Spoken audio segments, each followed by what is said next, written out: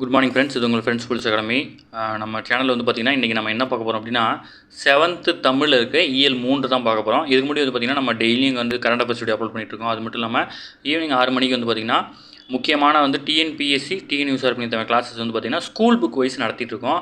அந்த வகையில் இன்றைக்கி வந்து 7th தமிழில் இயல் 3 தான் பார்க்க போகிறோம். இதுக்கு முன்னாடி வந்து பார்த்திங்கன்னா 6th ஃபுல்லாக முடிச்சிட்டோம். 7th 2 இயல் முடிச்சிருக்கோம்.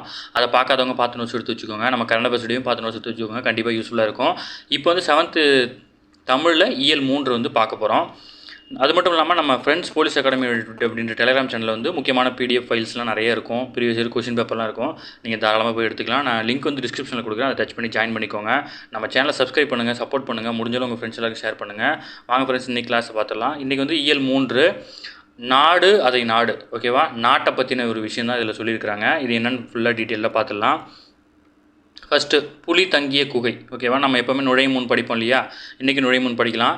தமிழர்கள் பழங்காலம் முதலே வந்து பார்த்திங்கன்னா கல்வியிலும் வீரத்திலும் சிறந்து விளங்கினர். நாட்டை காக்க போர்க்களம் செல்வதை தம் முதன்மையான கடமைகளுள் ஒன்றாக கருதினர். கல்வியறிவும் கவிபாடும் திறனும் பெற்ற சங்ககால தாய் ஒருவர் தம் மகனின் வீரத்தை பற்றி பெருமிதத்துடன் கூறும் செய்தியை தான் இப்போ பார்க்க போகிறோம். அதாவது பார்த்திங்கன்னா அந்த காலத்தில் வந்து பார்த்திங்கன்னா கல்வியறிவும் கவிபாடும் திறனும் கொண்ட ஒரு தாய், அவங்க வந்து தன்னுடைய மகனுடைய வீரத்தை பற்றி வந்து சொல்கிறதா வந்து ஒரு சாங் இருக்குது.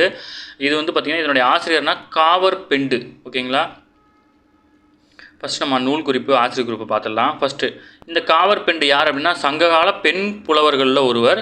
சோழ மன்னன் போரவை கோப்பெரு நற்கிள்ளி அவங்களோட செவிலித்தாய். செவிலித்தாய்னா தாய்க்கு பதிலாக வளர்ப்பாங்க இல்லையா, அவங்க தான் செவிலித்தாய். கல்வியில் தேர்ச்சியும் கவிபாடும் ஆற்றலும் மிக்க இவர் சங்ககால மக்களின் வீரத்தை கருப்பொருளாக கொண்டு இப்பாடல். இவங்க வந்து பார்த்திங்கன்னா கல்வி தேர்ச்சியும் கவிபாடும் ஆற்றலும் மிக்க வளர்ந்துருக்காங்க. இவங்க வந்து சங்ககால மக்களின் வீரத்தை கருப்பொருளாக கொண்டு வந்து பார்த்திங்கன்னா இந்த பாட்டை இருக்காங்க. இந்த இவர் பாடிய ஒரே ஒரு பாடல் புறநானூற்றில் இடம்பெற்றுள்ளது. ஓகேங்களா, இது முக்கியமானது. இவர் பாடிய ஒரே பாடல் வந்து பார்த்திங்கன்னா புறநானூற்றில் இடம்பெற்றுள்ளது. இந்த புறநானூறு வந்து பார்த்திங்கன்னா 8 தொகை நூல்களுள் ஒன்று. இந்நூல் பண்டைய கால தமிழ் மக்களின் வாழ்க்கை முறை, நாகரிகம், பண்பாடு, வீரம் முதலியவற்றை வெளிப்படுத்தும் நூலாக விளங்குகிறது. இந்நூலில் இருக்கிற 86வது பாடல் தான் இங்கே கொடுக்கப்பட்டிருக்கு. முக்கியமானது பெண், அதாவது காவர் பெண்டு வந்து சங்ககால பெண் புலவர் ஒருவர். சோழ மன்னன் போரவை கோப்பெரு நற்கிள்ளியோட செவிலித்தாய். ஓகேங்களா, அடுத்து வந்து முக்கியமானது என்ன அப்படின்னா இவர் பாடிய ஒரே ஒரு பாட்டு புறநானூரில் இருக்குது. புறநானூறு 8 தொகை நூல்களில் உண்டு. இந்த நூல் புறநானூறுனா என்ன அப்படின்னா இந்த நூல் பண்டைய கால தமிழ் மக்களின் வாழ்க்கை முறை, நாகரிகம், பண்பாடு, வீரம் முதலியவற்றை வெளிப்படுத்தும் நூலாக இருக்குது. ஓகேங்களா, இது இந்த மாதிரி கொஸ்டின் கொடுத்துட்டு இது எந்த நூல்னு கேட்டாங்க அப்படின்னா புறநானூறு. இப்போ நம்ம சாங்கை பார்த்துடலாம். First song. சிற்றில் நற்றூன் பற்றி நின்மகன் யாண்டு உளனோ என வினவுதி, என் மகன் யாண்டு உளனாயின் அறியேன், ஓரும் புலி சேர்ந்து போகிய கல்லலை போலே ஈன்ற வயிறோ இதுவே, தோன்றுவன் மாதோ போர்க்களத்தானே அப்படின்னு ஒரு பாட்டு கொடுக்குறாங்க. இந்த பாட்டோட மீனிங் என்ன அப்படின்னு பார்த்தீங்கன்னா ஒரு ஒரு ஒரு தாய் வந்து வீட்டோட திண்ணையில் உட்காந்துருக்காங்க. ஒரு பொண்ணு அங்கேருந்து வராங்க. அவங்க வீட்டு வாசலில் வந்து பார்த்திங்கன்னா ஒரு தூண் இருக்குது. அந்த தூணை பிடிச்சிக்கிட்டு அவங்கக்கிட்ட பேச ஆரம்பிக்கிறாங்க. ஓகேவா, சிற்றுள் நற்றூன் பற்றி நின்மகன் யாண்டு உளனோ என வினவுதி, என் மகன் யாண்டு உளனாயினும் அறியேன், ஓரும் புலி சேர்ந்து போகிய கல்லலை போல ஈன்ற வயிறு இதுவே, தோன்றுவன் மாதோ போர்க்களத்தானே அப்படின்னு வந்து அந்த தாய் சொல்கிறாங்க. என்ன சொல்கிறாங்கன்னா உங்கள் பையன் எங்கே அப்படின்னு சொல்லிட்டு இந்த பொண்ணு கேட்குறாங்க. அதுக்கு அந்த அம்மா என்ன சொல்கிறாங்கன்னா சிற்றில் நற்றூன் பற்றி நின்மகன் யாண்டு உளன் என வினவுதி. ஓகேங்களா, இது வந்து அந்த பொண்ணு கேட்டுட்டாங்க. என் மகன் யாண்டு உளன் ஆயினும் அறியேன். ஓகேங்களா, என் மகன் எங்கே இருக்கான்னு எனக்கு தெரியாது. ஓரும் புலி சேர்ந்து போகிய கல்லலை போலே, அதாவது புலி வந்து தங்கிட்டு போகிற கற்குகை மாதிரி இருக்கிற என்னோட வயிறு, இந்த வயிற்றில் தான் அவன் இருந்தான். ஆனால் இப்போ அவன் வந்து இந்த வயிற்றில் இல்லை அப்படிங்கிறாங்க. அடுத்து என்ன சொல்கிறாங்கன்னா ஈன்ற வயிறு, அந்த மாதிரி அந்த புலியை வந்து தங்குற அந்த குகை மாதிரி என்னோடய வயிறு. தன்னுடைய பையனை வந்து புலியை வந்து கம்பேர் பண்ணி சொல்கிறாங்க. தன்னுடைய வயிற்றை வந்து குகையாக நினச்சி சொல்கிறாங்க. ஓகேங்களா, புலி வந்து தங்கிட்டு போகிற குகை மாதிரி என்னோடய வயிறு, இதில் இருந்து என்னோடய பையன் இப்போ என் வயிற்றில் இல்லை அப்படின்னு சொல்கிறாங்க. இதுவோ தோன்றுவன் மாதோ போர்க்களத்தானே, அவன் இங்கே என் வயிற்றில் அவன் இல்லை அப்படின்னா அவன் எங்கே இருப்பான்னா போர்க்களத்தில் தான் இருப்பான், நீ அவனை அங்கே போய் பாரு அப்படின்ற மாதிரி சொல்கிறாங்க. ஓகேவா, பெத்த வயிறு இது, என் வயிற்றில் அவன் இல்லை அப்படின்னா அவன் போர்க்களத்தில் தான் இருப்பான். அதான் வந்து அந்த காலத்தில் வந்து போர்க்களத்துக்கு செல்வதை வந்து முதன்மை கடமையாக வச்சுருந்தாங்க அப்படின்றது தான் இந்த பாட்டு வந்து சொல்லுது. இவ்வளோ தான் கதை. நீங்கள் வந்து கதையோட மீனிங் வந்து கீழே படித்து பாருங்கள். இப்போ வந்து பார்த்திங்கன்னா அடுத்து முக்கியமான சொல்லும் பொருளும். சிற்றில் அப்படின்னா சிறு வீடு, கல்லலை அப்படின்னா கல் குகை. ஓகேங்களா, கற்குகைன்னு சொல்லுவாங்க, கல்லில் இருக்கிற குகை. யாண்டுனா எங்கே, ஈன்ற வயிறு அப்படின்னா பெற்றெடுத்த வயிறு. ஓகேங்களா, அவ்வளோதான் அதில் இருக்குது. நம்ம இங்கே படித்ததை மேலே யாண்டு என்னும் சொல்லின் பொருள் வந்து பார்த்திங்கன்னா எங்கு. யாண்டு உலனோ என்னும் சொல்லை பிரித்து எழுதுங்கன்னா யாண்டு ப்ளஸ் உலனோ. கல் அலை, கல் ப்ளஸ் அலை அப்படின்னா கல்லலை அப்படின்னு எழுதணும். இதெல்லாம் முக்கியமானது, பார்த்துக்கோங்க. புக் பேக்கும் பார்த்துக்கோங்க. டிஎன்யூஎஸ்ஆர்பியை பொறுத்தளவு புக் பேக்கை நல்லா தெளிவாக படிச்சுக்கணும். உள்ளே இருக்க ஒரு சில விஷயத்தை வந்து படிச்சுக்கணும். அந்த 10 மார்க்லாம் வந்து பார்த்திங்கன்னா இலக்கணத்துலேருந்து அதிகமாக கேட்குறாங்க. இலக்கணம் வந்து அந்த சப்ஜெக்ட்டுக்குள்ளே ஒரு அந்த 10 மார்க் 5 மார்க்லாம் இலக்கணம் கொஞ்சம் நல்லா தெளிவாக படிச்சுக்கணும். மற்றபடி அந்த எலிஜிபிலிட்டிக்கு வந்து பார்த்திங்கன்னா நார்மலாக இப்போ நம்ம நடத்துகிறதே வந்து போதுமானது. ஓகேங்களா. டிஎன்பிசியை பொறுத்தளவு நம்ம வந்து புது புக்கு நடத்துகிறோம். நம்ம இந்த புது புக்கெல்லாம் முடிச்சுட்டு தான் பழைய புக்குக்கு போவோம். நீங்கள் வந்து பழைய புக்கு இருந்தால் படிக்க ஆரம்பிச்சிருங்க, சரிங்களா. அடுத்து பாஞ்சை வளம். ஓகேங்களா. நுழைமுன் படிக்கிறோம். தமிழ்நாட்டின் பல வகையான நாட்டுப்புற இலக்கியங்கள் வழங்கி வருகின்றன. அவற்றுள் கதைப்பாடல் என்பது கதை தழுவிய நிலையில் அமையும் பாடலாகும். அது சமூகத்தை பாடல், வரலாற்று கதைப்பாடல், புராண கதைப்பாடல் என பல வகைப்படும். வீரபாண்டிய கட்டபொம்மனின் வரலாற்றை கூறும் கதைப்பாடல் தான் இந்த பகுதியில் கொடுத்துருக்காங்க. ஓகேங்களா. வீரபாண்டிய கட்டபொம்மன் வந்து அந்த ஊர் எப்படி இருந்துச்சு, அவர் எப்படி இருந்தாருன்றதை புகழ்ந்து சொல்கிற பற்றி தான் இந்த பாட்டு இருக்கும், சரிங்களா. வாங்க ஃப்ரெண்ட்ஸ் பாட்டை பார்க்கலாம். ஃபஸ்ட்டு சுத்த வீரன் சூரன் கட்டபொம்முத்துறை துலங்கும் பாஞ்சை வளங்கள் சொல்வேன் அப்படின்னு சொல்ல என்ன சொல்கிறாங்கன்னா, அதை வந்து மிகப்பெரிய மாவீரனாக இருந்து ஆட்சி செஞ்ச பாஞ்சாலங்குறிச்சி வளங்களை பற்றி நான் சொல்கிறேன் கேளுங்க அப்படின்னு சொல்கிறாங்க. ஃபஸ்ட்டு நாட்டு வளங்களை சொல்கிறேன், பாஞ்சை கோட்டை வளங்களை கேளுமையா. கோட்டைகளாம் சுத்து கோட்டைகளாம், மதில் கோட்டைகள் தான் கெட்டி வேலைகளாம் அப்படின்னு சொல்லியிருக்காங்க. என்ன சொல்கிறாங்க அப்படின்னா, அதை வந்து பார்த்திங்கன்னா இந்த நாட்டோட வளத்தையும் பாஞ்சாலங்குறிச்சி கோட்டை வளத்தையும் பற்றி சொல்கிறேன் கேளுங்க. அந்த நகரில் வந்து பார்த்திங்கன்னா பல சுற்றுகளாக கோட்டை இருக்கும். அது வந்து பார்த்திங்கன்னா பெரிய பெரிய மதில்கள் இருக்கும். அது ரொம்ப வலிமையாக கட்டப்பட்டிருக்கும் அப்படின்னு சொல்கிறாங்க. இது வந்து நம்ம மனப்பாட பாட்டெலாம் கிடையாது, சும்மா அந்த பாடலும் அதுக்கு லைன் மட்டும் தெரிஞ்சிட்டா போதும். ஓகேங்களா. வீட்டிலுயர் மணி மேடைகளாம், மெத்தை வீடுகளாம், மதிலோடைகளாம், பூங்கதவுகள் நேர்த்திகளாம், பண பொக்கிஷம் வீடும் பார் சாஸ்திகளாம். ஓகேங்களா. என்ன சொல்கிறாங்கன்னா, வீடு ஃபுல்லாமே மணி அது இது நிறையா போட்டு அழகாக இருக்கும். வீடுகள்லாம் வந்து பார்த்திங்கன்னா காம்பவுண்ட் வச்சுருப்பாங்க. மாடி வீடுகளாகவும் இருக்கும். வீட்டின் கதவுல வந்து ரொம்ப நேர்த்தியாக செஞ்சுருப்பாங்க. அப்புறம் வந்து பார்த்திங்கன்னா அந்த வீட்டில் வந்து செல்வம் நிறையா இருக்கும் அப்படின்னு சொல்கிறாங்க. ஓகேங்களா. அடுத்து ஆசார வாசல் அலங்காரம் துறை ராசன் கட்டபொம்மு சிங்காரம் ராசாதிராசன் அரண்மனையில் பாஞ்சை நாட்டரசன் கொலுவீற்றிருந்தான் அப்படின்னு சொல்கிறாங்க. என்ன சொல்கிறாங்கன்னா, அரண்மனை வாயிலாம் வந்து பார்த்திங்கன்னா ரொம்ப அழகாக இருக்கும். அழகு மிகுந்த அரசனாகிய கட்டபொம்மன் வந்து அரசவையில் உட்கார்ந்துருப்பார் அப்படின்னு சொல்கிறாங்க. அடுத்தது விந்தையாக தெருவீதிகளும் வெகு விஸ்தாரமாக கடைவாசல்களும் நந்தவனங்களும் சந்தன சோலைகளும் அங்கே நதியும் செந்நெல் கமுகுகளும் அப்படின்னு சொல்கிறாங்க. ஓகேவா. அதாவது தெருவுலாம் வந்து பார்த்திங்கன்னா நல்ல தாராளமாக இடம் விட்டு கட்டியிருப்பாங்க. கடையெல்லாம் இருக்கும், பூஞ்சோலைகள்லாம் இருக்கும், சந்தன மரம்லாம் இருக்கும், ஆறுகள்லாம் இருக்கும், நெல் வயல்லாம் இருக்கும், பாக்கு தோப்புலாம் இருக்கும் அப்படின்னு சொல்கிறாங்க. இந்த கமுகு அப்படின்னா பாக்குன்னு அர்த்தம். ஓகேங்களா. இதெல்லாம் கேட்டிருக்காங்க. கமுகு அப்படின்னா பாக்குன்னு அர்த்தம். அடுத்து வாரணச்சாலை ஒரு புறமாம், வளரும் சாலை ஒரு புறமாம், தோரண மேடை ஒரு புறமாம், சொக்கட்டான் சாரியல் ஒரு புறமாம் அப்படின்னு சொல்கிறாங்க. என்ன சொல்கிறாங்கன்னா, வாரணம்னா யானை கூட்டமும் குதிரை கொட்டிலும் ஒரு புறம் இருக்கும். தோரணங்கள் கட்டப்பட்ட மேடையும் தாயமாடுவதற்கு ஒரு இடமும் பார்த்திங்கன்னா இருபுறமும் இருக்கும் அப்படின்னு சொல்கிறாங்க. அடுத்தது பார்த்தீங்கன்னா சோலைகள் மாங்குயில் கூப்பிடுமாம், வளம் சொல்லி மயில் விளையாடிடுமாம், அன்பு வளர்ந்தேறும் பாஞ்ச நாட்டில் சில அதிசயங்கள் சொல்கிறேன் கேளுமையா அப்படின்னு சொல்கிறாரு. என்ன சொல்கிறேன்னா, சோலைகளும் குயில் கூவும், இந்த மயில்கள்லாம் நாட்டின் வளத்தை வந்து கூறி விளையாடும், அன்பு வளரும் நாடாகிய பாஞ்சை வளத்தில் நிகழும் சில விந்தைகளை சொல்கிறேன் கேளுங்க அப்படின்னு சொல்கிறாங்க. அடுத்து முயலும் நாயை விரட்டுமாம், நல்ல முனையுள்ள பாஞ்சால நாட்டினிலே பசுவும் புலியும் ஒரு துறையில் வந்து பால் குடிக்கு தண்ணீர் தான் குடிக்குமா. என்ன சொல்கிறேன்னா, வீரமிகுந்த நாடாகிய பாஞ்சாலங்குறிச்சியில் வந்து பார்த்திங்கன்னா முயல் வந்து நாயை விரட்டுமா, அந்தளவுக்கு முயல் வீரமாக இருக்குமா. அதுவும் இல்லாமல் பசுவும் புலியும் பார்த்திங்கன்னா நீர்நிலையில் ஒரே துறையில் நின்று பால் போன்ற தண்ணீரை குடிக்குமா. ஓகேங்களா. அதை வந்து ஒரே பக்கத்தில் நின்று அப்படியே பால் மாதிரி இருக்கிற அந்த தண்ணியை குடிக்குமா, அந்தளவுக்கு இருக்குமா அந்த ஊர் அப்படின்னு சொல்கிறாரு. அடுத்து கறந்த பாலையும் காகம் குடியாது, எங்கள் கட்டபொம்முத்துறை பேர் சொன்னால் வரந்தருள்வாளே சங்கதேவி, வாக்கருள் செய்வாளே சங்கதேவி அப்படின்னு சொல்லியிருக்காங்க. அதாவது பார்த்திங்கன்னா, இப்போ நம்ம பால் கறந்து வச்சுட்டு போயிட்டு கட்டபொம்மன் பேரை சொன்னால் காக்கா வந்து கூட அந்த பாலை குடிக்காது அப்படின்னு சொல்லிட்டு புகழ்ந்து சொல்கிறாங்க. அதுக்கப்புறம் வந்து பார்த்திங்கன்னா சங்கமா தேவி அவள் தான் வந்து பார்த்திங்கன்னா இந்த ஊரில் வீற்றிருக்கிறா, அவள் வந்து எங்களுக்கு அருள் புரிவாள் அப்படின்னு சொல்கிறாங்க. ஓகேவா. பாட்டு மனப்பாட பகுதியில் சும்மா கதையை மட்டும் ஞாபகம் வச்சுக்கோங்க. அடுத்து சொல்லும் பொருளும். சூரன்னா வீரன், பொக்கிஷன்னா செல்வம், சாஸ்தினா மிகுதி, விஸ்தாரம்னா பெருமறுப்பு. இது வந்து நிறையா கன்ஃபியூஸ் பண்ணிக்கூடாது. ஜாஸ்தி அப்படின்னா அதிகம், மிகுதின்னு அர்த்தம். விஸ்தாரம்னா தான் பெரும்பரப்பு. வாரணம்னா யானை, பரினா குதிரை, சிங்காரம்னா அழகு, கமுகுனா பாக்கு. ஓகேங்களா, இதெல்லாம் முக்கியமானது. இதில் வந்து பார்த்திங்கன்னா நம்ம சொன்ன கதை தான் இருக்கும், நீங்கள் படித்து பார்த்துக்கோங்க. அடுத்து பார்த்திங்கன்னா இந்த வீரபாண்டிய கட்டபொம்மன் கதைப்பாடல் அப்படின்ற தொகுப்புலேருந்து அந்த பாட்டு இருக்குது. இதை யார் எழுதுனான்னா நான் வானமாமலை. ஓகேங்களா. அடுத்து ஊர்வலத்தில் முன்னால் டேஷ் அசைந்து வந்தது. ஓகேங்களா, ஊர்வலத்தின் முன்னால் வந்து பார்த்திங்கன்னா தோரணம்னா நம்ம இதில் கட்டுறது, ஆனால் வாரணம் தான் வந்திருக்கும். ஓகேங்களா, வானரம்னா குரங்கு கூட்டம், வாரணம்னா தான் யானை. யானை தான் அசைந்து வரும். பாஞ்சாலங்குறிச்சியில் டேஷ் நாயை விரட்டும், முயல் வந்து நாயை விரட்டும். மெத்தை வீடு என்று குறிப்பிடுவது வந்து பார்த்திங்கன்னா மாடி வீடு. ஓகேங்களா, பூட்டும் கதவுகள் அப்படின்ற சொல்ல பிரித்ததுன்னா பூட்டும் ப்ளஸ் கதவுகள் அப்படின்னு பிரிக்கணும். தோரண மேடை அப்படின்னா தோரணம் ப்ளஸ் மேடை அப்படின்னு பிரிக்கணும். அடுத்து வாசல் ப்ளஸ் அலங்காரம் அப்படின்னா வாசல் அலங்காரம் அப்படின்னு பிரிக்கணும். ஓகேங்களா, இப்போ நம்ம மேலே பார்த்ததோட பொருளோட மீனிங் தான் கொடுத்துருக்காங்க. பொக்கிஷம் அப்படின்னா செல்வம், ஜாஸ்தினா மிகுதி, விஸ்தாரம்னா பெரும்பரப்பு, சிங்காரம்னா அழகு. ஓகேங்களா, இதெல்லாம் முக்கியமானது, கேட்கறதுக்கு வாய்ப்பு இருக்குது. அடுத்து வந்து பார்த்திங்கன்னா முக்கியமான யூனிட்டு, இதில் ஒரு வரி கூட விடக்கூடாது. ஒரு வரி விடாமல் படித்தா தான் இது கம்ப்ளீட் பண்ண முடியும். பார்த்திங்கன்னா தேசியம் காத்த செம்மல் பசும்பொன் முத்துராமலிங்க தேவரை பற்றி தான் பார்க்க போகிறோம் இந்த யூனிட் ஃபுல்லாக. இதில் நுழையும் முன்னில் வந்து பார்த்திங்கன்னா தமது தொண்டால் மக்களின் உள்ளங்களை கவர்ந்த தலைவர்கள் பலர், நாட்டின் விடுதலைக்காக பாடுபட்டோர் பலர், சமுதாய பணி செய்தோர் பலர், அரசியல் பணி செய்தோர் பலர், இவை அனைத்தரும் ஒரே சேரு செய்து புகழ்பெற்ற தலைவர் ஒருவரை பற்றி தான் இந்த யூனிட்டில் பார்க்க போகிறோம் அப்படின்னு சொல்லியிருக்காங்க.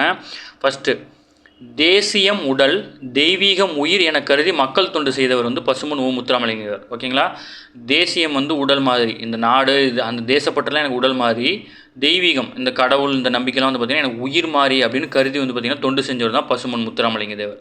ஓகேவா. அடுத்து, சுத்த தியாகி என்று தந்தை பெரியாரால் பாராட்டப்பட்டவர். இது முக்கியமான கொஸ்டின். சுத்த தியாகி என்று தந்தை பெரியாரால் பாராட்டப்பட்டவர் இவர். ஓகேங்களா, அவருடைய இளமை காலத்தை பற்றி சொல்கிறாங்க. முத்துராமலிங்க தேவர் பார்த்திங்கன்னா கிபி 1908 அக்டோபர் மாதம் 30ஆம் நாள் பிறந்தாங்க. ஓகேங்களா, திங்கள்னா மாதம், அக்டோபர் மாதம் 30ஆம் நாள் வந்து ராமநாதபுரம் மாவட்டத்தில் உள்ள பசும்பொன் அப்படின்ற ஊரில் செல்வ செழிப்பு மிக்க குடும்பத்தில் பிறந்திருக்கார். அவர் வந்து அப்பயே வந்து நல்ல பணக்கார குடும்பத்தில் பிறந்திருக்காரு.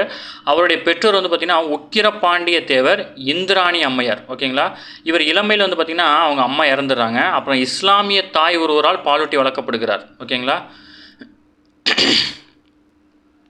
முத்துராமலிங்க தேவரை பொறுத்தளவுக்கு வந்து பார்த்திங்கன்னா அவர் பிறப்பு இறப்பு ரெண்டுமே வந்து பார்த்திங்கன்னா 1908, இறப்பு வந்து பார்த்திங்கன்னா 1963. இது பிறப்பு இறப்பு ரெண்டுமே பார்த்திங்கன்னா அக்டோபர் 30 தான். ஓகேங்களா, இதை நோட் பண்ணிக்கோங்க, முக்கியமானது. பிறந்த அந்த அதே மாதிரி சேம் டேஸில் வந்து பார்த்திங்கன்னா இறந்துருப்பார். அடுத்து, முத்துராமலிங்க தேவர் பார்த்திங்கன்னா தன் தொடக்க கல்வியை வந்து பார்த்திங்கன்னா கமுதியில் படிக்கிறார். உயர்நிலை பள்ளி வந்து பார்த்திங்கன்னா மதுரை பசுமலை பள்ளிக்கூடத்தில் வந்து படிக்கிறார், ராமநாதபுரத்தில் பயின்றார். இவர் ராமநாதபுரத்தில் படித்துட்டு இருக்கும்போது பார்த்திங்கன்னா அந்த ஊரில் வந்து பிளேக் நோய் பரவதுனால வந்து பார்த்திங்கன்னா தன்னோட படிப்பை வந்து பாதியிலே நிறுத்திட்டார். அதன் பிறகு வந்து பார்த்திங்கன்னா அவராகவே நிறைய நூல் படித்து அந்த அறிவாற்றலை வந்து வளர்த்துட்டு இருந்திருக்கார். ஓகேங்களா. அடுத்து, பல்துறை ஆற்றல். முத்துராமலிங்க தேவர் பார்த்திங்கன்னா நிறைய அவருக்கு வந்து நிறைய விஷயம் தெரிஞ்சிருக்கு. அதில் முக்கியமானது வந்து பார்த்திங்கன்னா தமிழ் ஆங்கிலம் இரு மொழிகளிலும் சொற்பொழிவாற்றம் திறன் பெற்றிருந்தார். ஓகேங்களா, ஸ்கூலுக்கே போகாதவர் தன்னுடைய அறிவை வந்து வெளியில் இருக்கிற நூல்கள் மூலயமா படித்து தமிழ் ஆங்கிலத்திலும் மேடை பேச்சில் வந்து பேசுகிற அளவுக்கு வந்து பார்த்திங்கன்னா திறமையானவர். அது மட்டும் இல்லாமல் சிலம்பம், குதிரையேற்றம், துப்பாக்கி சுடுதல், ஜோதிடம், மருத்துவம், இந்த எல்லா துறையிலையுமே வந்து மிகப்பெரிய ஆள், ரொம்ப பெரிய ஜீனியஸ். ஓகேங்களா. அடுத்து வந்து பார்த்திங்கன்னா விடுதலை போராட்டத்துக்கு அவர் என்ன பங்கு கொடுத்தார் அப்படின்னா, 2ஆம் உலகப் போர் நடந்த சமயத்துலலாம் பார்த்திங்கன்னா அந்த சமயத்தில் வந்து பார்த்திங்கன்னா வாய்ப்பூட்டு சட்டம்னு ஒன்று போட்டாங்க. ஓகேங்களா, இவங்கெல்லாம் வந்து இந்த இடத்துல பேசக்கூடாது அப்படின்னு சொல்லிட்டு அந்த வாய்ப்பூட்டு சட்டம் வந்து பார்த்திங்கன்னா வட இந்தியாவில் திலகருக்கு கொடுத்தாங்க. ஓகேங்களா, திலகருக்கு கொடுத்துருக்காங்க. அதேமாதிரி வந்து பார்த்திங்கன்னா தென்னிந்தியாவில் வந்து பார்த்திங்கன்னா இவருக்கு நம்ம முத்துராமலிங்க தேவருக்கு வந்து வாய்ப்பூட்டு சட்டம் போட்டிருந்தாங்க, மேடை பேச்சில் பேசக்கூடாது அப்படின்னு சொல்லிட்டு. ஓகேங்களா, இவர் வந்து பார்த்திங்கன்னா இவருக்கு வந்து இவ்வளோ விடுதலை வேட்கை இருக்குது அப்படின்னு சொல்லிட்டு திருவிக்கா வந்து இவரை புகழ்ந்து ஒரு வார்த்தை சொல்கிறாரு. என்ன சொல்கிறார் அப்படின்னா, திருவிக்கா தான் வந்து பார்த்திங்கன்னா தேசியம் காத்த செம்மல் அப்படின்னு இவர் சொல்கிறாரு. ஓகேங்களா, சுத்த தியாகின்னு சொன்னது வந்து பார்த்திங்கன்னா தந்தை பெரியார், தேசியம் காத்த செம்மல் இவர் அப்படின்னு சொல்கிறது யார் அப்படின்னா திருவி கல்யாண சுந்தரம். ஓகேங்களா, இதெல்லாம் முக்கியமான கொஸ்டின். அடுத்து, நேதாஜியிடம் தொடர்பு. இவருடைய அரசியல் குரு யார் அப்படின்னா நேதாஜி. ஓகேங்களா, வங்கச்சிங்கம் அப்படின்னு போற்றப்படுறாரு. நேதாஜி சுபாஷ் சந்திர போஸுடன் நெருங்கிய தொடர்பு கொண்டிருந்தார். அவரை தமது அரசியல் குருவாக ஏற்றுக்கிட்டார். ஓகேங்களா. முத்துராமலிங்க தேவரோட அழைப்பை ஏற்று 1930ஆம் ஆண்டு செப்டம்பர் திங்கள் 6ஆம் நாள், செப்டம்பர் மாதம் 6ஆம் தேதி வந்து பார்த்திங்கன்னா நேதாஜி வந்து மதுரைக்கு வராரு. 1939 செப்டம்பர் 6ஆம் நாள் வந்து பார்த்திங்கன்னா நேதாஜி மதுரைக்கு வரார். ஓகேங்களா.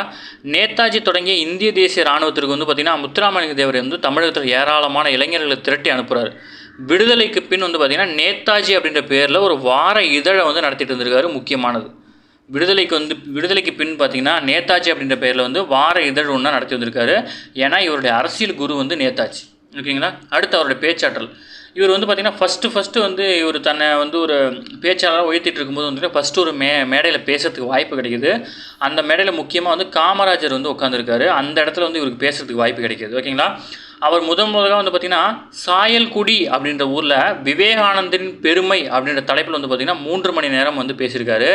ஆக்சுவலாக வந்து இது வந்து இன்னொருத்தருக்கு கொடுக்கப்பட்ட ஒரு தலைப்பு. அவரால் அந்த டைமில் வர முடியலைங்கிறதுனால இதுக்கு முன்னாடி படித்து ப்ரிப்பேரே பண்ணிக்கிட்டு வராமல் திடீர்னு மேடையில் ஏறி 3 மணி நேரம் வந்து பார்த்திங்கன்னா விவேகானந்தரோட பெருமையை பற்றி பெருமையாக எடுத்து பேசுகிறாரு. அந்த கூட்டத்தில் இருந்த காமராஜர் வந்து இவரை பார்த்து வியந்துட்டு, இது போன்ற ஒரு பேச்சை இதுவரை நான் கேட்டதில்லை, முத்துராமலிங்க தேவரின் வீரமிக்க பேச்சு விடுதலை போருக்கு மிகவும் உதவும் அப்படின்னு காமராஜர் சொல்லிட்டு போனார். ஓகேங்களா. அடுத்து வந்து பார்த்திங்கன்னா பசும்பொன் முத்துராமலிங்க தேவர் நினைவிடத்தில் வந்து பார்த்திங்கன்னா அவர் தோன்றி மறைந்த அக்டோபர் 30ஆம் தேதி வந்து பார்த்திங்கன்னா ஆண்டுதோறும் தமிழக அரசு சார்பில் அரசு விழாவாக கொண்டாடுறாங்க. ஓகேங்களா. கவர்மெண்ட் ஃபங்க்ஷனாக கொண்டாடுறாங்க. தமிழக சட்டமன்றத்தில் வந்து பார்த்திங்கன்னா அவருடைய திருவுருவ படம் வந்து திறந்து வைக்கப்பட்டிருக்கு. ஓகேங்களா. அது மட்டும் இல்லாமல் சென்னையில் அரசு சார்பாக சிலை அமைக்கப்பட்டிருக்கு. இந்திய நாடாளுமன்ற வளாகத்தில் சிலை வைக்கப்பட்டுள்ளது. ஓகேங்களா. பசும்பொன் முத்துராமலிங்க தேவர் பார்த்திங்கன்னா இந்திய நாடாளுமன்ற அலுவலகத்துலேயே வந்து பார்த்திங்கன்னா சிலை வச்சுருக்காங்க. இவருக்கு வந்து பார்த்திங்கன்னா 1995 தபால் தலை வெளியிடுறாங்க. இவருடைய புகைப்படம் போட்டு இந்த போஸ்ட்டு. ஓகேங்களா. லெட்டர் பேடில் நம்ம ஒட்டும் இல்லையா ஸ்டாம்ப்பு, அந்த ஸ்டாம்ப் வந்து ரிலீஸ் பண்ணுறாங்க. அது மட்டும் இல்லாமல் வந்து பார்த்திங்கன்னா இவர் வந்து இப்போ நிறைய புகழ்கிறாங்க. இவரில் வந்து பார்த்திங்கன்னா தென்னாட்டு சிங்கம்னு அவரை சொல்கிறாங்க. ஓகேங்களா. அதை வந்து அறிஞர் அண்ணா என்ன சொல்கிறாருன்னா, அதாவது தென்னாட்டு சிங்கம்னு தேவரை சொல்கிறாங்களே, அது வந்து அவருக்கு கரெக்டு தான். அவர் வந்து மனசில் பட்டதை அப்படியே பேசக்கூடிய திறன் உடையவர் அப்படின்னு சொல்லிட்டு அண்ணா வந்து இவர் புகழ்ந்து சொல்கிறாரு. அது மட்டும் இல்லாமல் பாராளுமன்றத்தில் இவர் ஆங்கிலத்தில் பேசிய பேச்சு வந்து பார்த்திங்கன்னா வெள்ளைக்காரங்க காலத்தில் வந்து விட்டல்பாய் வல்லபாய் பட்டேல் இவங்கெல்லாம் எப்படி பேசுவாங்களோ அந்த மாதிரி இருந்துச்சு அப்படின்னு சொல்லிட்டு தமிழகத்தில் இருந்த இதழ் வந்து பாராட்டல, வட இந்தியாவில் இருக்கிற இதழ் வந்து இவரை பாராட்டுது.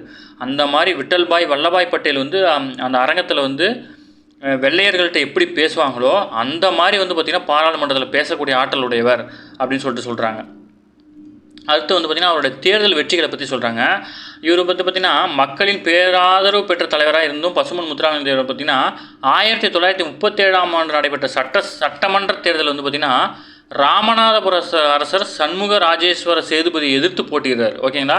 அப்போது லண்டன் பாரிஸ்டர்லேருந்து பார்த்திங்கன்னா படித்து வந்த தோழர் KTK தங்கமணி இவர் என்ன சொல்கிறாருன்னா, இந்திய தேர்தலில் ராமநாதபுரம் மன்னரை எதிர்த்து போட்டியிட்ட தேவர் அவர்களின் வெற்றியும் பொப்புளி அரசரை எதிர்த்து போட்டியிட்ட VV கிரி அவர்களின் வெற்றியுமே இந்திய மாணவர்கள் எதிர்பார்த்துருந்தோம் அப்படின்னு சொல்கிறார். அதை வந்து KTK என்ன சொல்கிறாருன்னா, இந்தியாவோட தேர்தலில் ராமநாதபுரம் மன்னரை எதிர்த்து போட்டியிட்ட தேவர் ஜெயிச்சார், அதேமாரி வந்து பார்த்திங்கன்னா பொப்புளி அரசரை எதிர்த்து போட்டிட்ட VV கிரி ஜெயிச்சார், இதை தான் இந்திய மாணவர்கள் நாங்கள் எதிர்பார்த்துட்டு இருந்தோம் அப்படின்னு சொல்லியிருக்காரு. அதேமாதிரி 1946 வந்து போட்டி போடாமலே வெற்றி பெற்றிருக்கிறார். ஓகேங்களா. 1952-57ஆம் ஆண்டுகள் வந்து பார்த்திங்கன்னா நடந்த சட்டமன்ற நாடாளுமன்ற தேர்தல் போட்டு 2லேயுமே வெற்றி பெற்றிருந்திருக்காரு. 1962 பார்த்திங்கன்னா தேர்தல் காரணமாக நாடாளுமன்ற தேர்தலில் வந்து பார்த்திங்கன்னா உடல்நலக்குறை காரணமாக பரப்புரை செய்யாத போதிலும் எலெக்ஷனில் வேட்புமனு மட்டும் தாக்கல் பண்ணிட்டு வந்துட்டார். அவரால் பரப்புரை செய்ய முடியல, அந்த டைமில் உடம்பு சரியில்லை. அப்பயும் வந்து பார்த்திங்கன்னா மக்களுடைய பேராதரவு பெற்று வந்து பார்த்திங்கன்னா அவர் மறுபடியும் ஜெயிச்சிருக்காரு. அடுத்து குற்றப்பரம்பரை சட்டம் எதிர்ப்பு மாநாடு ஒன்று நடத்துகிறார். ஓகேங்களா. அந்த இடத்துல ஆங்கிலம் பார்த்திங்கன்னா ஒரு சில பரம்பரை சேர்ந்த மக்களை வந்து குற்றப்பரம்பரை அப்படின்னு சொல்லிட்டு ரிஜிஸ்டர் பண்ணியிருந்தாங்க. 1934ஆம் ஆண்டு மே 12, 13 ஆகிய தேதியில் வந்து பார்த்திங்கன்னா கமுதியில் வந்து பார்த்திங்கன்னா குற்றப்பரம்பரை சட்ட எதிர்ப்பு மாநாடு ஒன்று நடத்துகிறார். அதாவது பார்த்திங்கன்னா அவர் தொடர் போராட்டத்தால் 1948 வந்து பார்த்திங்கன்னா அந்த சட்டம் நீக்கப்பட்டது. ஓகேங்களா. 1934 வந்து குற்றப்பரம்பரை சட்டத்துக்கு எதிராக போராட்டம் பண்ணுறாரு. அவர் கண்டினியூஸாக போராடுறாரு. ஏதோ ஒரு பிரச்சனை வந்து இது சம்மந்தமாக ஏதோ ஒரு போராட்டம் பண்ணிகிட்டே இருக்காரு. 1948 அந்த சட்டத்தை நீக்கிட்டாங்க. ஓகேங்களா. சுதந்திரம் கிடச்ச உடனே. அடுத்து ஆலய நுழைவு போராட்டம். அதை பார்த்திங்கன்னா அந்த காலத்தில் வந்து மதுரை மீனாட்சி அம்மன் கோயிலுக்குள்ளேயும் ஒரு சிலரால் போக முடியாது. அதனால் இவர் என்ன பண்ணுறாருன்னா 1931ஆம் ஆண்டு ஜூலை திங்கள் 8ஆம் நாள் 1939 ஜூலை 8ஆம் நாள் என்ன பண்ணுறாருன்னா மதுரை வைத்தியநாத ஐயர் கோவில் நுழைவு போராட்டம் வந்து நடத்தினார். ஓகேங்களா. அடுத்து அவருடைய சிறப்பு பெயர்கள்லாம் நல்லா தெரிஞ்சு வச்சுக்கணும். தேசியம் காத்த செம்மல் அப்படின்னு யார் சொன்னார் அப்படின்னா திருவிக்கா சொன்னார். வித்யா பாஸ்கர் அதுவும் அவருடைய பட்ட பேர் தான். பிரவசன கேசரி, சன்மார்க்க சண்டமாரதம், இந்து புத்த சமய மேதை. ஓகேங்களா. அது மட்டும் இல்லாமல் தென்னாட்டு சிங்கம், சுத்த தியாகின்னு பெரியார் சொன்னார். இது மாதிரி நிறைய இருக்குது. இதெல்லாம் சேர்த்து இந்த இடத்துலையும் ஆட் பண்ணி எழுதிக்கோங்க. அடுத்து விவசாயிகளுக்கும் தோழர்களாக இருந்திருக்காரு. ஜமீன் விவசாயி சங்கம் ஏற்படுத்தி விவசாயிகளின் அதாவது துயர் துடைக்க வந்து பாடுபட்டிருக்காரு. உழுபவருக்கே நிலம் அப்படின்னு சொன்னவர். ஓகேங்களா. இவருக்கு சொந்தமான 31 சிற்றூர்களில் இருந்த விளைநிலங்களை வந்து குத்தகை இல்லாமல் வந்து உழுபவர்களுக்கே பங்கிட்டு கொடுத்தார். அவற்றை வந்து ஒடுக்கப்பட்ட மக்களுக்கு அளித்து மகிழ்ந்தார். அதை என்ன சொல்கிறேன்னா இவருக்கு வந்து 31 சின்ன சின்ன ஊர்களில் வந்து இவருக்கு இடம் இருந்திருக்கு. அந்த இடத்துல வந்து வேலை செய்வாங்க இல்லையா அந்த வயலில், அவங்களுக்கே அந்த நிலத்தை நீங்களே வச்சிங்க அப்படின்னு சொல்லிட்டு அவங்களுக்கே பிரித்து கொடுத்துருக்குறாரு. அடுத்து கூட்டுறவு சிந்தனையாளர். அதாவது பாரத மாதா கூட்டுறவு பண்டகச்சாலையை ஏற்படுத்தி விவசாய விளைபொருளுக்கு வந்து சரியான விலை கிடைக்க வந்து ஏற்பாடு செஞ்சவர் இவர். அடுத்து தொழிலாளர் சங்கத்தை உருவாக்குறார். 1938 காலத்தில் மதுரையில் 23 தொழிலாளர் சங்க தலைவராக தேவர் திகழ்ந்தார். 1938 23 தொழில் சங்கங்களுக்கு தலைவராக இருந்திருக்கிறார். மதுரையில் நூற்பாலை ஒன்றில் வேலை செய்த தொழிலாளர் உரிமைக்காக வந்து தோழர் ப. ஜீவானந்தத்துடன் இணைந்து 1938ஆம் ஆண்டு ஒரு போராட்டம் ஏற்படுத்துகிறார். ஓகேங்களா. ஒரு நூற்பாலை சம்மந்தமாக ஜீவானந்தம் போராடுறது, அவருக்கு வந்து துணையாக இவர் போய் கூட நின்று போராட்டம் பண்ணுறாரு. அதற்காக வந்து பார்த்திங்கன்னா 7 திங்கள் சிறை தண்டனை பெறுறாரு. உழவர்களின் நலன் காக்க ராஜபாளையத்தில் மிகப்பெரிய அளவிலான மாநாடு ஒன்று நடத்துகிறாரு. பெண் தொழிலாளர்களுக்கு மகப்பேறு காலத்தில் ஊதியத்துடன் கூட விடுப்பு வேணும் அப்படின்னு போராட்டம் பண்ணவர் இவர். ஓகேங்களா. அடுத்து வந்து பார்த்திங்கன்னா சிறைவாசம். இவர் வந்து பார்த்திங்கன்னா அலிப்பூர் சிறை, அமராவதி, தாமோ, கல்கத்தா, சென்னை, வேலூர் போன்ற சிறைகள்லாம் வந்து சிறை வைக்கப்பட்டிருந்தார். 2ஆம் உலகப் போர் சமயத்தில் வந்து பார்த்திங்கன்னா மத்திய பிரதேசத்தின் தாமோ அப்படின்ற நகரில் உள்ள இராணுவ சிறையில் அடைக்கப்பட்டு போர் முடிஞ்சதுக்கப்புறம் வந்து பார்த்திங்கன்னா விடுதலை செய்யப்பட்டார். ஏன்னா 2ஆம் உலகப் போரில் தேவர் வாயை திறந்து எது சொன்னாலும் அது அப்படியே தமிழ்நாட்டில் வந்து தென்னிந்தியாவிலையும் பிரதிபலிக்கும்.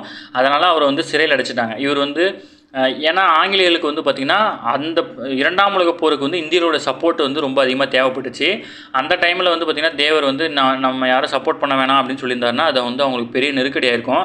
அதனால் இவர் என்ன பண்ணுவாங்க அப்படின்னா மத்திய பிரதேசத்தில் தாமோ அப்படின்ற நகரில் உள்ள இராணுவ சிறையில் வந்து அடைச்சிருவாங்க.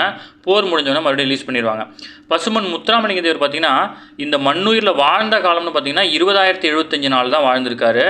ஆனால் அவர் வந்து சிறையில் கழித்த நாள் வந்து 4000 நாட்கள். ஓகேங்களா. தன்னுடைய வாழ்நாளில் 5ல் 1 பங்கை வந்து சிறையிலே கழிச்சிருக்காரு. ஓகேங்களா. 4000 நாட்கள்னால் நீங்கள் ஞாபகம் வச்சுக்கோங்க. 400 நாட்கள் ஒரு வருஷத்துக்குன்னு வச்சுக்கிட்டாலும் பார்த்துங்க 10 ஆண்டுகள் வந்து 10 ஆண்டுகளுக்கு மேலே வந்து சிறையில் இருந்திருக்கிறார். ஓகேங்களா.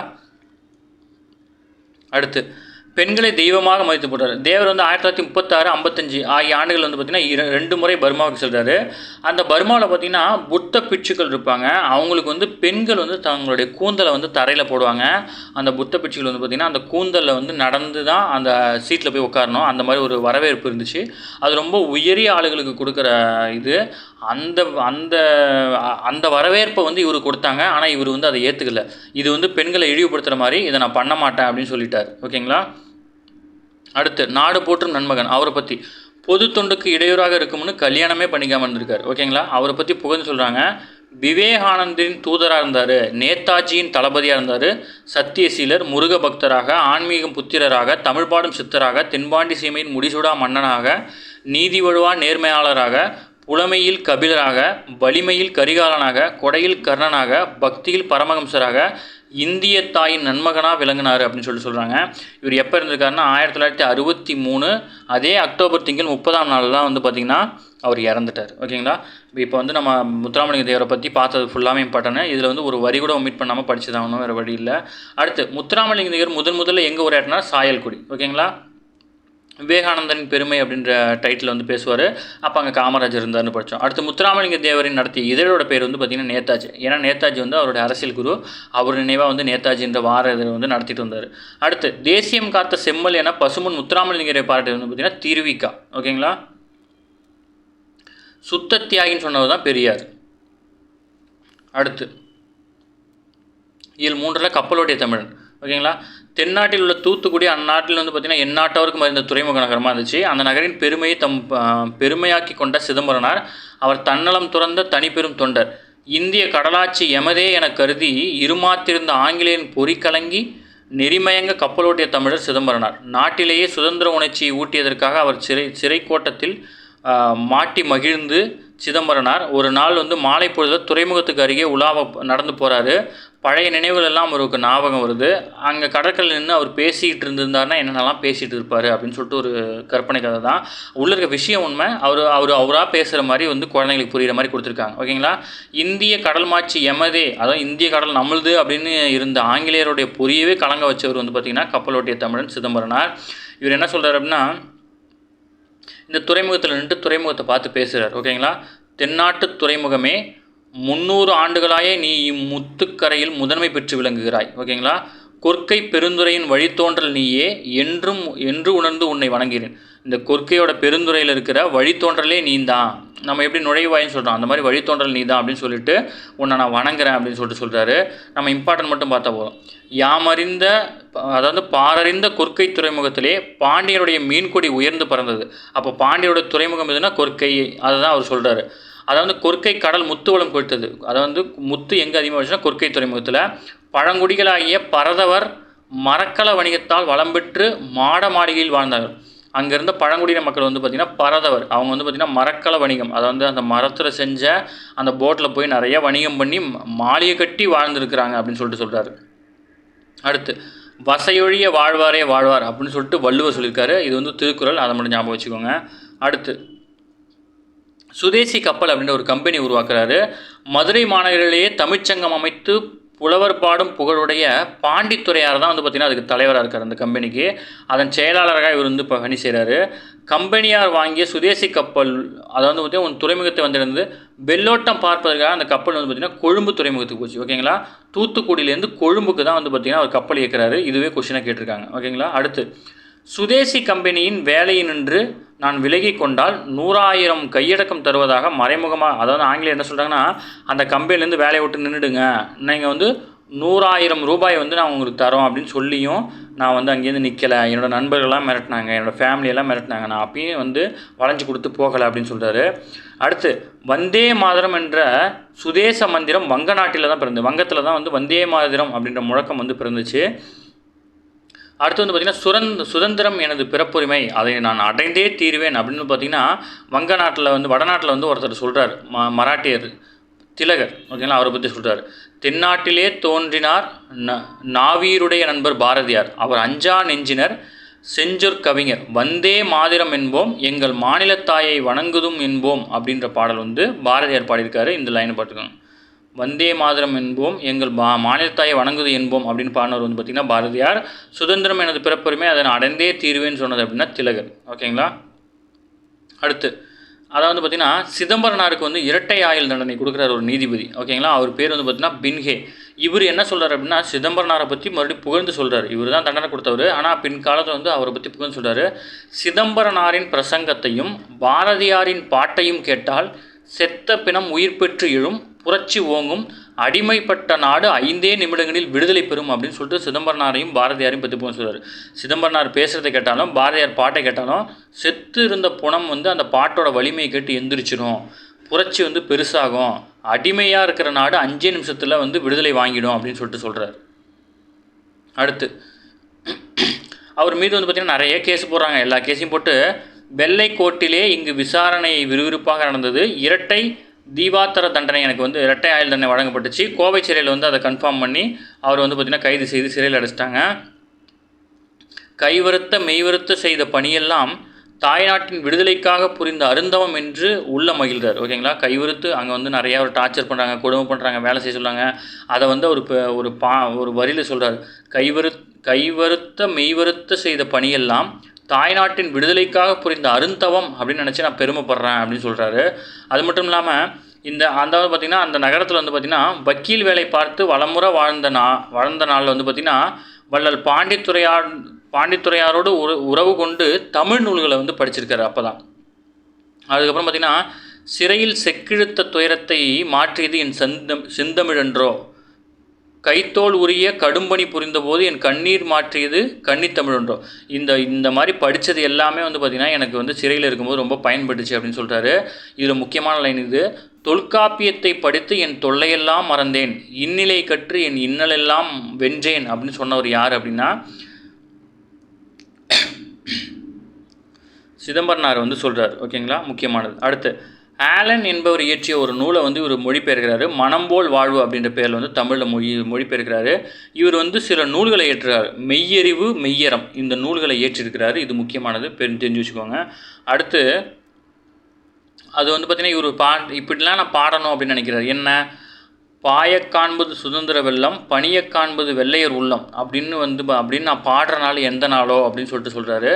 இந்த நூல் எதில் இருக்குது அப்படின்னா ராபி சேது, ஓகேங்களா, தமிழறிஞர், எழுத்தாளர், வழக்குரைஞர், மேடை பேச்சாளர் அப்படின்ற பன்முகர் திறமை பெற்ற இவரை வந்து சொல்லின் செல்வர் அப்படின்னு அழைக்கிறோம். ராபி சேதுப்பிள்ளை வந்து பார்த்திங்கன்னா சொல்லின் செல்வர். செய்யுளுக்கே உரியது எதுகை மோனை, இவற்றை வந்து உரைநடைக்குள் கொண்டு வந்தவர் வந்து இவர் தான் அப்படின்னு சொல்லுவாங்க அப்படின்னு சொல்கிறார். அதாவது எதுகை மோனை வந்து செய்யுளில் தான் இருக்கும், இதை வந்து உரைநடையிலையும் கொண்டு வந்தவர் இவர் அப்படின்னு சொல்கிறாங்க. இவரது தமிழின்பம் என்னும் நூல் இந்திய அரசின் சாகித்ய அகாடமி விருது பெற்ற முதல் நூல். சாகித்ய அகாடமி ஆரம்பித்து ஃபஸ்ட்டு சாகித்ய அகாடமி விருது வாங்கின நூல் வந்து பார்த்திங்கன்னா தமிழின்பம் அப்படின்ற நூல் சாகித்ய அகாடமி விருது பெற்ற முதல் நூல். இப்போ கடைசியாக வந்து சாகித்ய அகாடமி விருது வாங்குற நூல் வந்து பார்த்திங்கன்னா நீர்வழி படுவும், ஓகேங்களா, ஆசிரியர் வந்து தேவி பாரதி. அப்புறம் வந்து பார்த்திங்கன்னா இவர் ஆற்றங்கரையினிலே கடற்கரையினிலே, தமிழ் விருந்து, தமிழகம் ஊரும், மேடை பேச்சு அப்படின்ற பல நூல்களையும் எழுதியிருக்கிறார். ஓகேங்களா. அடுத்து வந்து பார்த்திங்கன்னா இலக்கணம். வழக்கு, எழுத்திலும் பேச்சிலும் சொற்களை பயன்படுத்தும் முறை வந்து வழக்கு அப்படின்னு சொல்கிறாங்க. இதில் வந்து பார்த்திங்கன்னா இயல்பு வழக்கு, தகுதி வழக்கு அப்படின்னு 2 வகைப்படும். இப்போ இயல்பு வழக்குன்னா என்னென்னா ஒரு பொருளை அதற்குரிய இயல்பான சொற்களாக குறிப்பிடுவது வந்து பார்த்திங்கன்னா இயல்பு வழக்கு, நார்மலாக சொல்கிற வார்த்தை தான். ஓகேங்களா. அடுத்து இப்போ அதில் வந்து பார்த்திங்கன்னா 3 வகை இருக்குது. ஓகேங்களா. வழக்குனா 2 வகை, அதில் இயல்பு வழக்கு, தகுதி வழக்குன்னு இருக்குது. இப்போ இயல்பு வழக்கு வந்து பார்த்திங்கன்னா 3 இருக்குது. இலக்கணமுடையது, இலக்கண போலி, மருவுன்னு இருக்குது. இப்போ இலக்கணமுடையது அப்படின்னா நிலம், மரம், வான், எழுது ஆகிய சொற்கள் வந்து பார்த்திங்கன்னா அந்த பொருள் வந்து மாறுபடாமல் இருக்கும். இதை இப்படியே பயன்படுத்துறது வந்து பார்த்திங்கன்னா இலக்கணம் முடியுது. ஒரு பொருளை, ஒரு சொல்லை வந்து அப்படியே பயன்படுத்தினா அது இலக்கணம் முடியுதுன்னு அர்த்தம். இலக்கண போலி அப்படின்னா இல்லத்தின் முன்பகுதியை இல்முன் என குறிக்க வேண்டும், ஆனால் அதை வந்து முற்றில் என மாற்றி வழங்கினர். கிளை நுனியை வந்து பார்த்திங்கன்னா கிளை நுனி என்று கூறாமல் நுனிக்கிளை என்று குறிப்பிடுகிறோம். இவ்வாறு இலக்கண முறைப்படி அமையாவிட்டாலும் இலக்கணமுடையவை போல் ஏற்றுக்கொள்ளப்பட்டவர்கள் வந்து பார்த்திங்கன்னா இலக்கண போலி அப்படின்னு அழைக்கப்படுது. அதை வந்து பார்த்திங்கன்னா என்ன சொல்கிறாங்கன்னா ஒரு வார்த்தை முன்னாடி பின்னாடி சேஞ்ச் ஆகிருக்கும். இப்போது வீட்டினுடைய முன்பகுதி வந்து பார்த்திங்கன்னா இல் முன்னுன்னு சொல்லணும். ஏன் அப்படின்னா இல்லத்தின் முன் அப்படின்றத இல் முன்னுன்னு சொல்லணும், ஆனால் நம்ம அதை வந்து பார்த்திங்கன்னா முன்றில் அப்படின்னு சொல்கிறோம். ஓகேங்களா. அடுத்து வந்து பார்த்திங்கன்னா கிளையினுடைய நுனியை வந்து பார்த்திங்கன்னா நுனிக்கிளைன்னு சொல்கிறோம். கிளை நுனி அப்படின்னு தான் சொல்லணும், ஆனால் நம்ம வந்து நுனிக்கிளைன்னு சொல்கிறோம். இவ்வாறு வந்து மாற்றினாலும் அது இலக்கண முறைப்படி, இது வந்து இலக்கண முறைப்படி அமையலை, இருந்தாலும் இலக்கண முறையை போல் ஏற்றுக்கிறாங்க. ஓகேங்களா. இது இந்த மாதிரி இருந்தால் கரெக்டாக இருக்கும் அப்படின்னு சொல்லிட்டு ஏற்றுக்கிறாங்க. இது வந்து இலக்கண போல் நினைக்கப்படுது. இலக்கண மொழி வந்து பார்த்திங்கன்னா பெரும்பாலும் வந்து பார்த்திங்கன்னா முன்பின் பகுதியில் இடமாறி வரது தான் இருக்கும். நம்ம இப்போ பார்த்த மாதிரி கிளை நுனியை வந்து நுனிக்கிளை, இயல் முன் வந்து பார்த்திங்கன்னா முன்றில் அப்படின்னு முன்னாடி பின்னாடி மாறி இருக்கும். அதனால் இதுக்கு இன்னொரு பேர் வைக்கிறாங்க, முன்பின், அதாவது முன்பின்னாக்க தொக்க போலி அப்படின்னு குறிப்பிடுவாங்க. ஓகேங்களா. இது முக்கியமானது. அடுத்து இன்னொரு எக்ஸாம்பிள் கொடுத்துருக்காங்க பாருங்கள். வாயில், வாசல். ஓகேங்களா. இல்லத்துக்கு நுழையும் வழி வந்து இல்வாய் அப்படின்னு அழைக்கணும். இல்லத்தின் வாயை இல்வாயின்னு அழைக்கணும். ஆனால் வந்து பார்த்திங்கன்னா நம்மளுடைய வந்து பார்த்திங்கன்னா இலக்கண போலியாக என்ன அழைக்கிறோம் அப்படின்னா வாயில் அப்படின்னு அழைக்கிறோம். அடுத்து வந்து பார்த்திங்கன்னா இதில் வந்து எடுத்துக்காட்டு கொடுத்தாங்க. புறநகர், கால்வாய், தசை, கடைக்கன். இப்போ புறநகர் பார்த்திங்கன்னா நகர்ப்புறம்னு சொல்லணும், நாம் வந்து புறநகர்னு சொல்கிறோம். ஓகேங்களா. வாய்க்கால்னு சொல்லணும், கால்வாய்னு சொல்கிறோம். அந்த மாதிரி இதான் எடுத்துக்காட்டெலாம் பார்த்துக்கோங்க. இப்படியே கொடுத்து கீழ்கண்டத்தில் இலக்கண போலி எதுன்னு கேட்டாங்கன்னா இந்த 4 ஏதோ ஒன்று இருந்துச்சுன்னா அதை நீங்கள் டிக் பண்ணணும். ஓகேங்களா. அடுத்து மருவுன்னா நாம் வந்து எல்லா சொற்களையும் எல்லா இடங்களும் முழுமையான வடிவத்தில் பயன்படுத்தல, ஒரு சில வார்த்தையை வந்து குறைச்சி போடுவோம். இப்போ தஞ்சாவூருங்கிறத தஞ்சைனும், திருநெல்வேலிங்கிறத நெல்லைங்கும், கோயம்புத்தூருங்கிறது கோவைனும், குடந்தைனா கும்பகோணம், இந்த மாதிரி சுருக்கி சொல்கிறோம் இல்லையா, இது எல்லாத்துக்கும் பேர் வந்து பார்த்திங்கன்னா மருவு. ஓகேங்களா. அதாவது பார்த்திங்கன்னா இலக்கண நெறியிலிருந்து பிழந்து சிதைந்து வழங்கும் சொற்கள் வந்து மருவு எனப்படும். ஏன்னா கொஸ்டின் இப்படி தான் கேட்பாங்க. ஒரு சொல் இலக்கண நெறியிலிருந்து பிழந்து சிதைந்து வழங்கும் சொற்களுக்கு வந்து என்ன பேருன்னு கேட்டாங்கன்னா மருவுன்னு பேர். ஓகேங்களா? நம்மளுடைய இயல்பு வழக்கு பார்த்தா இப்போ தகுதி வழக்கு பார்க்கணும். ஏதேனும் ஒரு காரணத்தால் பிறரிடம் சொல்ல தகுதியற்ற சொற்களை தகுதியான வேறு சொற்களாக குறிப்பிடுவது வந்து பார்த்திங்கன்னா தகுதி வழக்கு அப்படின்னு சொல்கிறாங்க. தகுதி வழக்கம் வந்து பார்த்திங்கன்னா 3 வகைப்படும்: இடக்கடக்கல், மங்களம், குழுவுக்குறி. ஓகேங்களா? அதாவது ஒரு கிட்ட வந்து ஒரு வார்த்தை சொல்லணும், அதுதான் சரியான வார்த்தை, ஆனால் அது சொல்கிறது வந்து அது வந்து தகுதியற்ற சொல்லாக இருக்குது. அந்த டைமில் வந்து ஒரு நல்ல வார்த்தையை போட்டு சொல்லணுன்றதுனால இப்படி நம்ம பயன்படுத்துகிறோம். ஓகேங்களா? ஒரு காரணத்தினால் பிறரிடம் சொல்ல தகுதியற்ற சொற்களை வந்து நீக்கி வேறு சொற்களால் குறிப்பிடுவது வந்து பார்த்திங்கன்னா தகுதி வழக்கு. ஒரு தகுதிக்காக நம்ம அப்படி சொல்கிறோம். இப்போ இடக்கடக்கல் அப்படின்னா பிறரிடம் வெளிப்படையாக சொல்ல தகாத சொற்களை வந்து தகுதியோடைய வேறு சொற்களாக குறிப்பிடுவது வந்து பார்த்திங்கன்னா இடக்கடல். இப்போ கால் கழுவி வந்தான், குழந்தை வெளியே போய்விட்டது, ஒன்றுக்கு போய் வந்தேன், இதெல்லாம் வந்து பார்த்திங்கன்னா ஒருத்தங்கிட்ட வந்து டீசெண்டாக சொல்கிறதுக்காக நம்ம யூஸ் பண்ணுவோம் இல்லையா? அதை தான் வந்து பார்த்திங்கன்னா இந்த தகுதி வழக்கு. அதில் வந்து இடக்கடக்கல்னால் இதான். கால் கழுவிட்டு வந்தேன், குழந்தை வெளியே போயிடுச்சு, ஒன்றுக்கு போய் வந்தேன் அப்படின்னு சொல்கிறோம் இல்லையா? இதெல்லாம் வந்து பார்த்திங்கன்னா டீசெண்டான வார்த்தைகள். அது வந்து அப்படி நம்ம சொல்ல முடியாதுன்றனால நம்ம இப்படி சொல்கிறோம். அதான் இடக்கடக்கல். அடுத்து மங்களம். மங்களம்னா என்னென்னா ஒரு வார்த்தை வந்து அபசகுணமான வார்த்தைக்கு இடையான ஒரு நல்ல வார்த்தையை வந்து மாற்றி சொல்கிறது, அதனுடைய பொருள் மாறாமல். ஓகேங்களா?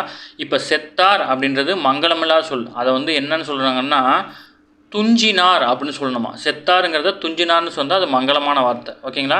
இயற்கை எய்தினார் அப்படின்னு சொல்லிட்டு இப்போ சொல்கிறோம். ஓகேங்களா? மங்களமில்லாத சொற்களை மங்களமான வேறு சொற்களாக குறிப்பதை வந்து பார்த்திங்கன்னா மங்களம் அப்படின்னு சொல்கிறோம். ஓலை அப்படின்னு சொல்லக்கூடாதான், திருமுகம்னு சொல்லணுமா. கருப்பாடுன்னு சொல்லக்கூடாதான், வெள்ளாடுன்னு சொல்லணுமா. நம்ம ஊர்லேயே பார்த்துருப்போம், ஆடு கருப்பாக இருக்கும் ஆனால் வெள்ளாடுன்னு சொல்லுவாங்க. அதுக்கு வந்து இதான் ரீசன்.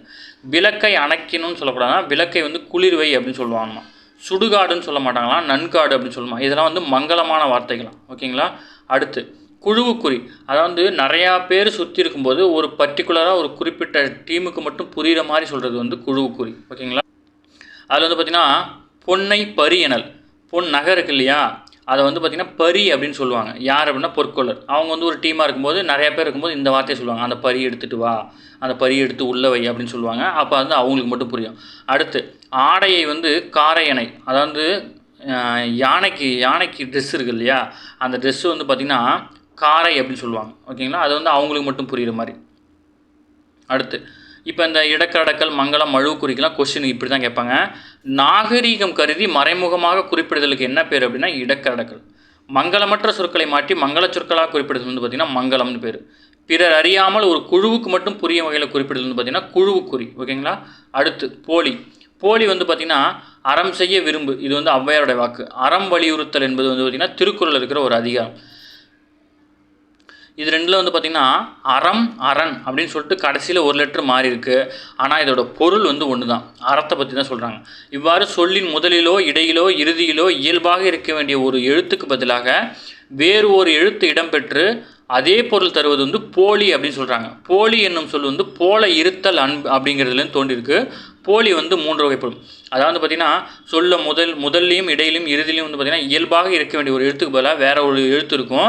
அப்படி வேறு எழுத்து இருந்தாலும் அதோடைய பொருள் மாறாமல் இருந்தால் அதுக்கு பேர் போலி அப்படின்னு சொல்கிறாங்க. 3 போலி இருக்குது. முதற்போலி, இடைப்போலி, கடைப்போலின்னு சொல்லிட்டு. முதற்போலினா வந்து பார்த்திங்கன்னா பஞ்சல் அப்படின்றத பைஞ்சல்னு எழுதலாம். ரெண்டுக்கும் ஒரே மீனிங் தான். மஞ்சு அப்படிங்கிறது வந்து பார்த்திங்கன்னா மைஞ்சுன்னு எழுதலாம். மயல் அப்படின்னா மையல் அப்படின்னு எழுதலாம். இது எல்லாத்துக்கும் ஒரே பொருள் தான். இது வந்து முதற்போலி. ஏன் அப்படின்னா முதல் லெட்டர் சேஞ்ச் ஆகிருக்கு இல்லையா, அதனால் வந்து பார்த்திங்கன்னா இதுக்கு முதல் போலி அப்படின்னு பேர். அடுத்து இடைப்போலி. அமைஞ்சு அப்படின்னா இடையில வரணும். அமைச்சு அப்படின்னு இருக்குது, அமைஞ்சு. இளஞ்சி, இளைஞ்சி, அரையர் அப்படின்னு மாத்திரம் இல்லையா, இந்த மாதிரி இடையில மாறி வர்றதுனால இது வந்து இடைப்போலி அப்படின்னு சொல்கிறாங்க. ஓகேவா? அடுத்து கடைப்போலினா கடைசியில் வருது. அகம் அப்படின்னா அகன், நிலம்னா நிலன், முகம்னா முகன், பந்தல் அப்படின்னா பந்தர், சாம்பல் அப்படின்னா சாம்பர் அப்படின்னு மாற்றுறது. ஓகேங்களா? இதில் முக்கியமான இது என்னென்னா இந்த கடைப்போலியில் மட்டும் அக்ரிணை பெயர்களில் இறுதியில் நிற்கும் மகர எழுத்துக்கு பதிலாக நகர எழுத்தும் கடைப்போலியாக வரும். லகர எழுத்துக்கு பதிலாக ரகரம் வந்து கடைப்போலியாக வரும். இப்போ பாருங்கள், நிலம்னு இருக்கா, இது வந்து மகர எழுத்து. இந்த எழுத்துக்கு பதிலாக என்ன எழுத்து வரணுமா, நகர எழுத்து வரணுமா. அதனால தான் அகம்ங்கிறத அகன்னு மாற்றிருக்காங்க. புரியுதா? அடுத்து லகர எழுத்துக்கு பதிலாக ரகரம் வரணும். இப்போ இங்கே எங்கே இருக்குது லகர, இந்த பந்தல் இருக்கா, இது வந்து இல்லு வந்து லகர எழுத்து, இதுக்கு பதிலாக ரா வரணுமா, பந்தர்னு மாற்றிருக்காங்க இல்லையா, இது வந்து அதில் ஒரு கண்டிஷன், இதை ஞாபகம் வச்சுக்கோங்க. அடுத்து முற்றுப்போலி. மூவகை போலிகள் மட்டும் இல்லாமல் இன்னொரு வகை போலி இருக்குது. இது வந்து பார்த்திங்கன்னா முற்றுப்போலினா முழு எழுத்து மாறி இருக்கிறது. 5ங்கிறதுக்கு பதிலாக 5 அப்படின்னு மாற்றணும் இல்லையா, அது 5 என்னும் சொல் 5 என்னும் சொல்லின் போலி வடிவமாகும். 5 என்னும் சொல்லில் உள்ள எழுத்துக்கள் அனைத்தும் வேறுபட்டிருந்தாலும் அதனுடைய பொருள் வந்து மாறாது. 5ங்கிறது 5ன்னு மாற்றுறது வந்து முற்றுப்போலி. கொஸ்டினில் எப்படி கேட்பாங்க, கீழ்கண்டத்தில் முற்றுப்போலியை தேர்ந்தெடுன்னு சொல்லிட்டு இந்த 5 5ன்னு கொடுத்தாங்கன்னா இதை தான் நீங்கள் டிக் பண்ணணும். ஓகேங்களா. இதில் நமக்கு தெரியும் பந்தர் அப்படின்னா இந்த இரு மாற்றிருக்கு, கடைப்போலி. ஓகேவா. மைஞ்சு அப்படின்னா முதற்போலி, ஏன்னா முதல்ல இருக்கிற மைஞ்சு மாதிரி இருக்குது. அஞ்சு அப்படின்னா வந்து பார்த்திங்கன்னா முற்றுப்போலி, 5ன்னு வரணும், முற்று முழுசாக மாறி இருக்குது.